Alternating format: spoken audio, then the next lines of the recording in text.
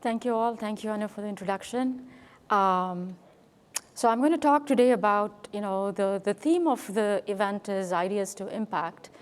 And we've been at it for about 5 years now as a startup, building from the ground up.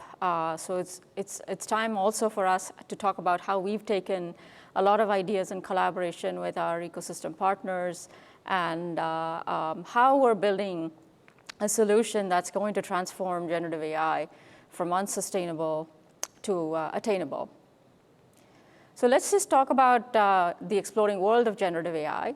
So we started the company in 2019, bet the company, our founders, Sid and Sudeep, bet the company on transformer inference back in 2019, when a lot of people were still talking about vision and CNNs. And since 2022, the launch of ChatGPT basically caught the world's imagination, and there's been no looking back. It's gone from a fancy idea to something that everybody is talking about, and largely the focus has been on training. So you hear a lot about how these models are so large, how much money it takes to train them, how much power it's going to consume. You've heard about how many megawatts of power you're going to have to expend to actually train these models. But one of the things that people don't talk enough about is the fact that the moment a model is trained, your ROI comes from actually deploying it in inference. So whatever it has acquired as the representation of the training data set gets applied when it gets deployed in applications. We're already seeing a lot of applications, right? There is some examples of successful applications in code generation, code assistance. Search engines are using them. There is image generation, video generation, conversational agents, question answering, summarization. A lot of these are already out there. People are using them. There's a lot of exploration around what more can be done with these generative models. And this is only going to grow from this point on. So what's so unique about generative inference, right? I want to talk about 3 vectors here, right? You've got capacity or the model sizes. There is what I've called prompt processing and token generation. So first, let's talk about the models themselves. This is still deep learning, right? These are models that still use the same paradigms as deep learning. But the big difference from the past is that these models are significantly larger. What's called a small model today is billions of parameters, medium models of tens of billions of parameters, and large models, hundreds of billions, and frontier models are trillions of parameters. So the challenge is that what used to fit in a single card now doesn't fit in a single card anymore. You run into some memory capacity constraints in this scenario.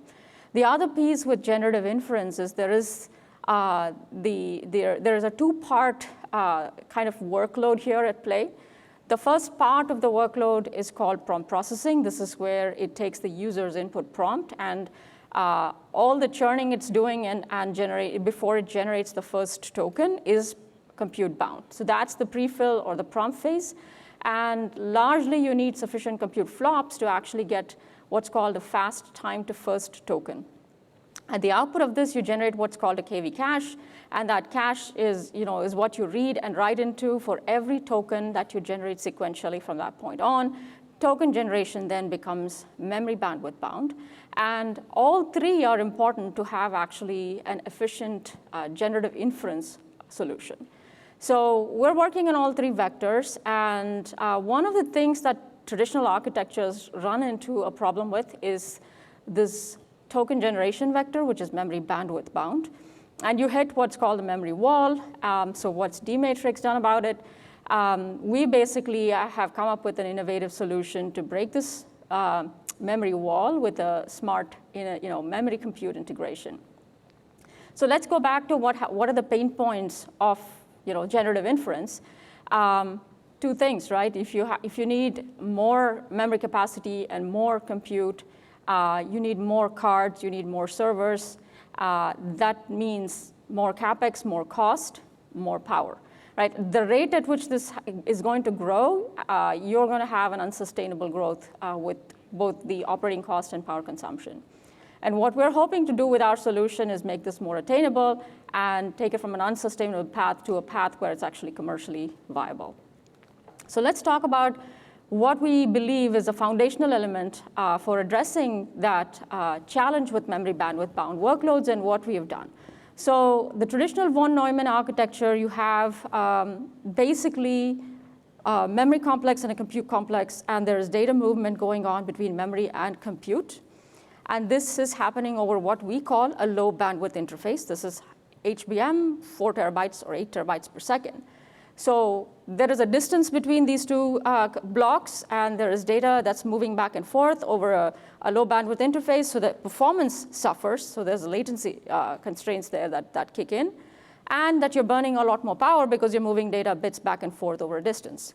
What we have done with our architecture is actually integrated and built digital in-memory compute blocks, which actually bring the compute into memory and allow you to do much more efficient, high bandwidth communication across memory and compute.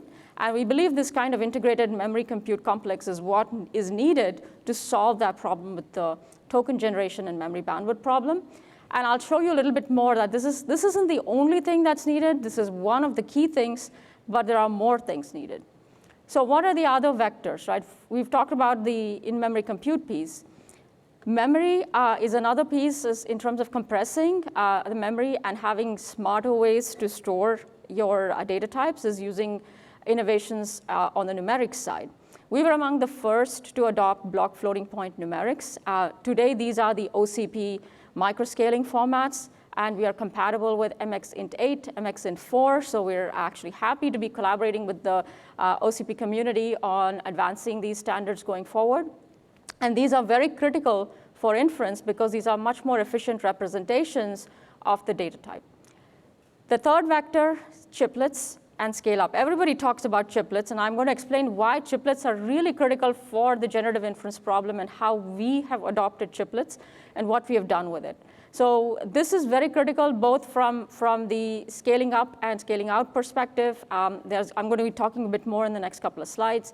And the last but very critical piece of this is the co-design we have done between our software stack and our hardware stack, building a solution that can be optimized for generative inference, algorithmic innovations, as well as relying on the open ecosystem. I've called out here that our compiler is among the first to adopt MLIR, and we are building an MLIR-based software stack. So these are all just ingredients.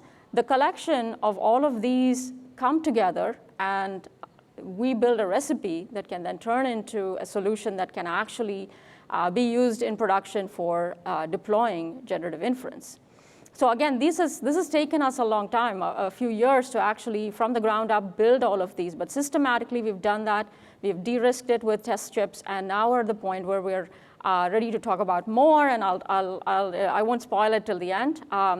So let me talk about the chiplet-based solution. So here I want to talk about what chiplet-based solutions mean for generative inference and why it's important for the D-matrix architecture specifically. So I talked about the memory compute complex, and this digital in-memory compute, the cores in memory, have to be effectively scaled across to have sufficient memory capacity and be efficient with that. And to do that, we had to go down this chiplet-based path, which enables smaller die sizes, improves yield and lowers cost, overcomes the reticle limit. These are common answers for it. Then, for our case, it was driven by the DIMC compute memory integration. And then we adopted the ODSA Bunch of Wires based die-to-die interconnect, and then built on top of it to actually connect these chiplets in an all-to-all topology. This is, again, very important for fast token generation because there is this low latency communication that's needed across all of these chiplets. And this particular architecture for scale-up within that chiplet is very critical for token generation speeds. And you'll also notice that there are 4 chiplets in our package, and each of the dies talks to all the neighbors. But the interesting thing here is the distances across these different dies are different. So we've got a vertical distance that's different from the horizontal distance that's different from the diagonal one. And these imply that we had to do innovations and build on top of the bunch of wires interconnect format to actually optimize for distances up to 25 millimeters, because this is something very unique that's introduced by the problem statement we were trying to solve. So we've ended up with a low energy, low latency, high breachfront solution that's specifically tailored for generative inference, and this is how we've connected these chiplets together. And I'm going to show you a quick snapshot of the die-to-die performance up to 25 millimeters that we have optimized and measured on our cards. So what have we done with all these ingredients, right? So we have built, and this is our first commercial product called Corsair, and we have built a industry standard PCIe full height, full length card. And you'll see that it has 2 packages on the PCIe card. There are 4 chiplets in each package, and it's a PCIe Gen 5 card, 600 watt TDP. Here, this combination of 8 chiplets has 2 gigabytes of what we call performance memory, and this is the integrated memory compute complex that is spread across all of these chiplets. That's offered at 150 terabytes per second. Really, you get that blazing memory bandwidth through that innovation that we put in place. And then you've got 256 gigabytes of off-chip or capacity memory. This is LPDDR5 at 400 gigabytes per second. So this combination allows us to really take advantage of, if you are able to fit the model and the context in this performance memory, then you get blazing fat memory bandwidth. If you have a very large model, you could still fit it in the off-chip capacity memory and take advantage of the performance of that card as well. So you can run it you have the ability to take advantage of both kinds of memory. So the other thing, we didn't stop with this, right? We, again, are big fans of enabling the ecosystem and not building everything ourselves. So our PCIe card is actually compatible with many AI servers. We are working with the open ecosystem, OEMs and system integrators to validate and qualify our cards in those AI servers, and so that our end users, customers, can again buy these servers from their favorite preferred vendors. We'll make some announcements very soon, but this is how we envision enabling that ecosystem with a very disaggregated approach. And so as a customer who has a data center and a rack environment, you're not restricted to wanting to have, I have to have a 100 kilowatt rack to actually power up my solution. You can make this work. This is probably 6 or 7 kilowatts per server. You can then rack and stack it in your existing environment. We'll collaborate with the ecosystem to make that happen. So it's not something that's going to be challenging for end users to adopt.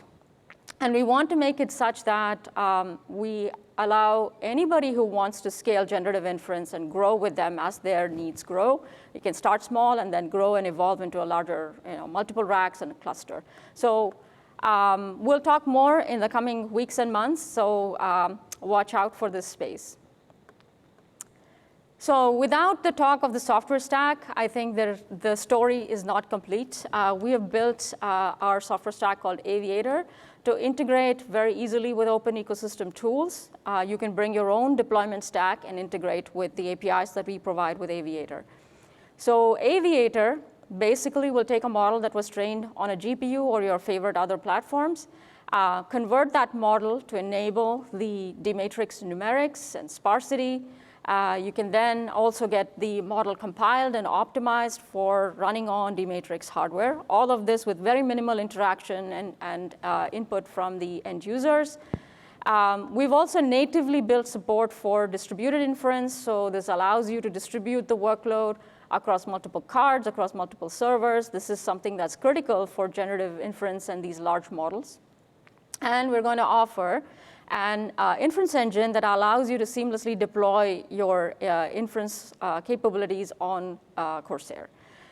In addition, if you're managing a rack or a cluster, we will offer the standard orchestration, management, and monitoring tools for managing and monitoring the cards and clusters that you would deploy. We're also proudly building our software stack on top of open software, contributing back wherever possible, and building on top of it for all of the proprietary components. Some examples include OpenBMC. I've talked about the MLIR compiler stack, support for PyTorch, and the Triton DSL for custom kernel creation. So we will talk more again and share more about our software stack in the coming weeks and months again.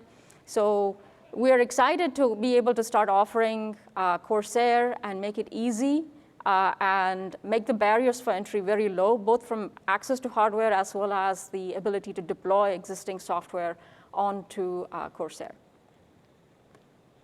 So after all of this, what is the advantage? What do you get back as an end customer? I mentioned that our goal is making generative AI commercially viable. So we're not optimizing one vector or the other.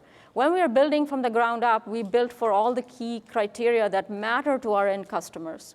You get faster interactive speeds because of the memory bandwidth advantage. You get better end-to-end throughput compared to alternative solutions. So that's, again, helps you with the overall performance. You have lower power than alternative solutions. It allows you to get better power performance and better performance TCO. These are all some of the critical buy criteria that most of our end users and customers care about, and we've optimized for all of them and not just one or the other. So you're not giving up and compromising while we're working with these solutions. So the example charts on the left are based on projections with a Llama 70 billion model in a single rack. And we're showing you the per token latency, which could be up to 10x faster for a variety of context lengths on the Llama model versus H100. And an example of the price performance, again, this depends on the model and the context length. So you can get up to 5x better price performance. And soon we'll be able to offer remote access to the customers and developers who want to work with us and start collaborating with us. So that's on the performance side. So what's it without a teaser? So I wanted to show you a teaser of what we have in the lab. This is our Corsair card. I talked about chiplets. So we popped off the lid on the package. You will see the 4 chiplets that we have inside the package. And these get assembled into the PCIe card. We have the 2 packages on our PCIe card. It's getting tested in the lab right now. We'll be sampling soon to our customers and partners. And very soon, you'll be able to get your hands on it. So we are super excited that we are ready to get Corsair out there. We're going to be launching soon. I'd invite you all to come and build with us, collaborate with us, and join the journey, making generative AI from unsustainable to attainable, making it commercially viable. And with that, I will wrap up and open up for any questions if there's some time. We have 2 minutes, so any questions for Sree? So I have one question. You did mention that you used the bow and then you customized it to a certain extent. Is that something that d-Matrix would be able to share back with the community at some point? I think our team is going to be publishing some technical papers to describe what we've done. Okay. We will certainly, to the extent possible, anything that's non-proprietary, we will certainly collaborate back. We would appreciate if you guys could come back and share with us whatever can be shared. Yeah. Thank you. Nice presentation. Thank you. So I'm trying to understand the comparison with the baseline a bit more. Where do you actually get the 10x to 5x difference? So what is special about d-Matrix that it provides that kind of additional performance benefit? That was the digital in-memory computing and all the recipe that we put together to solve for the memory bandwidth problem. So the 10x is in the per token latency, right? The token generation speeds. So the numbers are only for the token generation, not for... That's, yeah. For the end-to-end throughput, where you also, from a compute flops perspective, it would be comparable, right? Time to first token would be comparable. We have much better advantage in terms of the time to generate the tokens. Okay, thank you. I have a quick question. So the 2 GB performance memory, is it built upon SRAM or other memory? It's a combination of memories on chip. On chip memories? Yes. Thank you. Thank you. I was wondering if you could just say a little bit more about the card-to-card communication, because you show all the interconnectivity on the package between the 4 chiplets. Yeah. Two on a card. And then you said you could expand this to have multiple cards. Absolutely. Does that become a bottleneck, or are you using one of the OCP? So we're scaling across the two packages on the card. There is PCIe-based connectivity, and because this is a PCIe card, across scaling up into a single node is done through PCIe as well, right? To like off-the-shelf PCIe switches, and for scaling across nodes, we could do PCIe or Ethernet, right? So we're trying to stay with whatever the industry and the community is expecting. From that perspective, right, in terms of scale-out architecture. Thank you. Thank you, great talk. So just a quick question. So when you add IP8 data format, how many flops you can provide for, one module? So the two package like. For the compute flops, so you should wait for our launch announcement. We will tell you a bit more about how many flops we can provide for various different data types. We haven't published all that information yet.